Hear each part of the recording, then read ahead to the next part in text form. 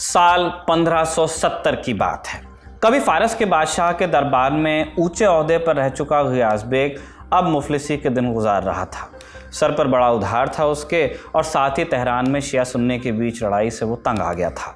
इसके चलते उसने तेहरान से बाहर निकलने का फैसला किया। अब सवाल था कि जाए कहाँ। ऐसे में गियास को हिंदुस्तान का ख्याल आया, जहाँ मुग़ल बादशाह अकबर का राज था। गियास बेग को उम्मीद थी कि अकबर की मुलाजमत में शायद दिन बदल जाएं, और इसलिए उसने परिवार सहित हिंदुस्तान का रुख किया। रास्ते में जब वो कंधार में था, कारवां पर लुटेरों ने हमला किया और गियास का माल लूट ले गए। इसी बीच गियास की बेगम को प्रसव पीड़ा शुरू हुई। बीच रास्ते में एक बच्ची पैदा हुई। हालांकि आगे सफ़र और लंबा और कठिन था। बच्ची बचेगी या नहीं, ये सोचकर गियास ने उसे रास्ते में ही छोड़ दिया। गियास कुछ ही कदम आगे बढ़ा कि तभी एक शख्स दौड़ता हुआ उसके पास आया। उसके हाथ में गियास की बेटी थी। ईश्वर का संकेत समझकर गियास ने अपनी बेटी को गले से लगाया और अपने साथ हिंदुस्तान लाया। जिस लड़की को गियास रास्ते में ही छोड़ देना चाहता था, आगे चलकर वो मल्लिकाए हिंदुस्तान बनी। मुग़ल बादशाहों की कहानियाँ हमने बहुत आपको सुनाई। आज आपको सुनाते हैं कहानी उस मुग़ल बेगम की जो हिंदुस्तान की सबसे ताकतवर औरत थी एक ज़माने में। नमस्ते, मैं हूं निखिल और आप देख रहे हैं तारीख, जिसमें आज कहानी नूरजहां की।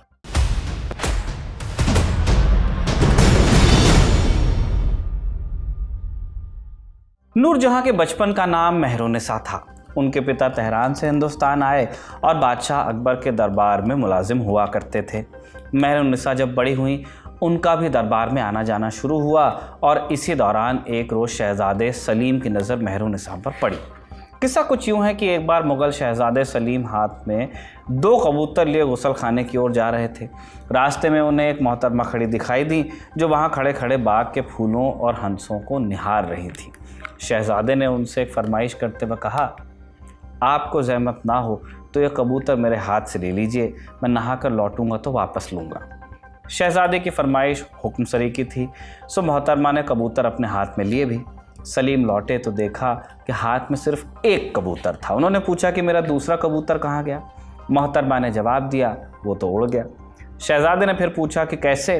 तब मोहतरमा ने फटाक से जवाब दिया कि ऐसे, और उसने अपने हाथ आगे बढ़ाते हुए दूसरे कबूतर को भी आज़ाद कर दिया।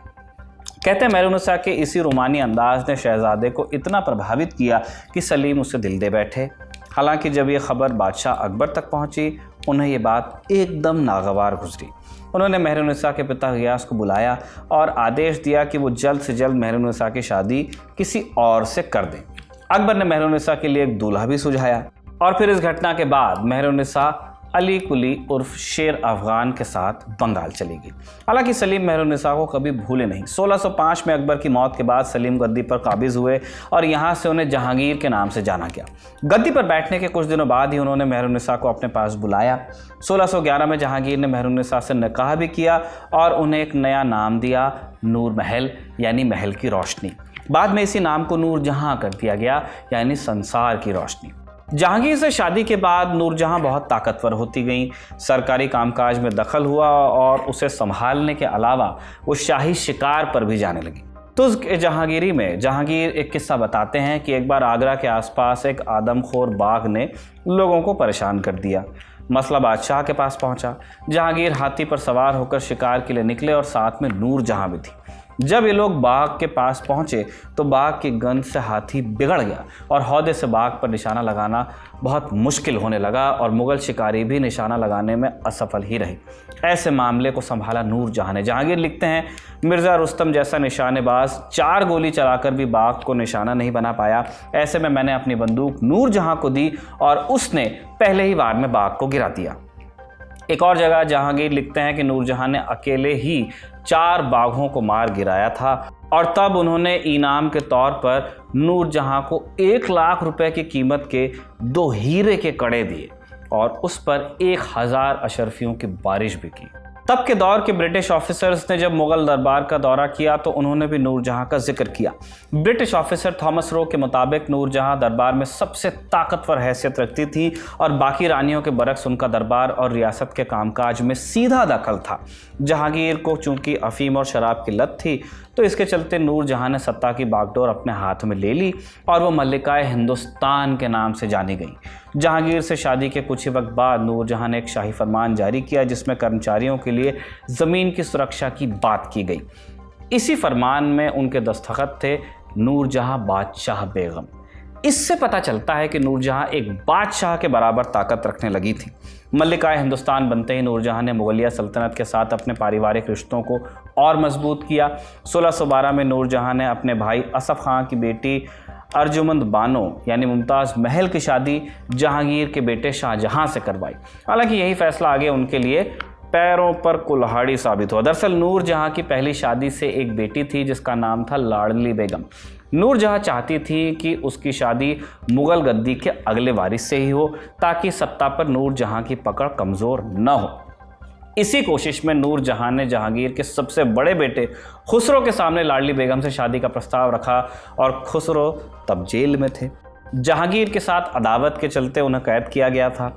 नूरजहां का प्रस्ताव मान लेने पर वो मुगल गद्दी के अगले वारिस हो सकते थे, लेकिन उन्होंने इनकार कर दिया। बहरहाल खुसरो के इनकार के बाद लाडली बेगम की शादी जहांगीर के दूसरे बेटे शहरयार से करवाई गई। यहाँ से शुरू हुआ सल्तनत हथियाने के लिए शह और मात का खेल। नूरजहां शहरयार को गद्दी का वारिस बनाना चाहती थी, वहीं जहांगीर का तीसरा बेटा खुर्रम यानी शाहजहां भी गद्दी के फिराक में था। इसलिए नूरजहां ने जहांगीर के खिलाफ दक्कन में खेमेबाजी शुरू कर दी। साल 1620 में नूरजहां ने जहांगीर से कहकर शाहजहां को कंधार भेजने की कोशिश की। हालांकि शाहजहां ने इससे भी इनकार किया। उन्हें डर था कि अगर वो कंधार गए तो पीछे नूरजहां जहांगीर को उनके खिलाफ भड़का देंगी। अब इस प्लान के भी फेल हो जाने के बाद नूरजहां ने दूसरी कोशिशें की। उन्होंने शहरयार को ऐसी कई जागीरें सौंप दी जिन पर दूसरे शहजादों का हक था। शहरयार दिन पर दिन ताकतवर होते गए, साथ ही उनके पीछे नूरजहां का भी हाथ था। मौका हाथ से फिसलते देख 1622 में शाहजहां ने अपने पिता के खिलाफ विद्रोह किया। हालांकि इस कैंपेन में उन्हें मुक्की खानी पड़ी और उन्होंने जहांगीर से संधि करते हुए अपने दोनों बेटों को आगरा भी भिजवाया। नूरजहां को अब यकीन हो चला था कि शहरयार ही बादशाह बनेगा, लेकिन कहानी में एक मोड़ और आना बाकी था। 1626 आते आते जहांगीर की तबीयत बहुत ख़राब रहने लगी। नूरजहां ने इस दौरान अपने भाई असफ खां को वज़ीर नियुक्त किया। मुग़ल कमांडर महाबत खां, जो खुद को वज़ीर बनने का अधिकारी समझते थे, वो इस फैसले से इतने खफा हुए कि उन्होंने बगावत की ठान ली और उन्होंने जहांगीर को काबुल जाते हुए झेलम के किनारे कैद कर लिया। जहांगीर को कैद से छुड़वाने के लिए नूरजहां एक हाथी पर सवार होकर खुद जंग के मैदान में उतरी, लेकिन महाबत खां की फ़ौज के आगे उन्हें हार मिली और उन्हें भी जहांगीर के साथ कैद किया गया। कैद में रहते हुए हालांकि नूरजहां ने महाबत के कई और साथियों को पैसे और पद का लालच दिया और उन्हें अपनी तरफ मिलाया भी। नूरजहां और जहांगीर कैद से बच निकलने में सफल भी रहे, लेकिन इस घटना के महज 6 महीने बाद ही जहांगीर की मौत हो गई। शहजादा शहरयार, जो इस वक्त लाहौर में तैनात था, उसने मौका देखा और ख़ुद को सम्राट घोषित करवा दिया और ख़जाने और बाकी की संपत्ति पर कब्जा भी कर लिया। शाहजहां, जो दक्कन के सूबेदार थे, उन्होंने गद्दी पर हक जमाने के लिए शहरयार पर हमला किया। लाहौर के पास दोनों खेमों के बीच जंग भी हुई और शुरुआत में बाजी शहरयार के हाथ जाती दिखी भी, लेकिन तभी नूरजहां की एक पुरानी गलती ने पासा पलट दिया।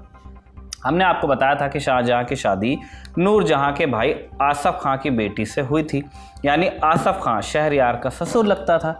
शाहजहां और शहरयार की लड़ाई में उसने शाहजहां का साथ दिया ताकि उसका दामाद बादशाह बने। आसफ खां की मदद से शाहजहां ने आगरे के तख्त पर कब्जा किया और शहरयार को मरवा दिया। नूरजहां भी कैद कर ली गई। मल्लिकाए हिंदुस्तान ने इसके बाद अपनी बाकी की ज़िंदगी लाहौर में ही गुजारी, जहां साल 1645 में 68 साल की उम्र में उनका इंतकाल हुआ।